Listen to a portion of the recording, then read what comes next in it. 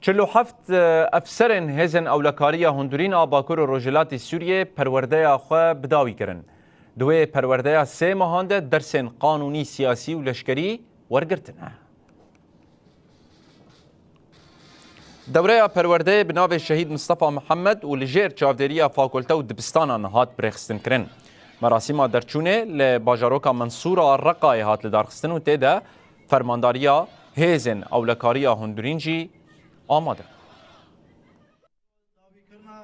Perwerdeyê asif dobata yan bi navê Şehîd Mustafa Mihemed tê naskirin. Bu hejmar 47 endam tevlî bûn. Di nava vê perwerdeyê de dersên leşgerî û fikrî û qanûnî hebû. Armanca jê vê perwerdeyê re avakirina kadirekê asayîşê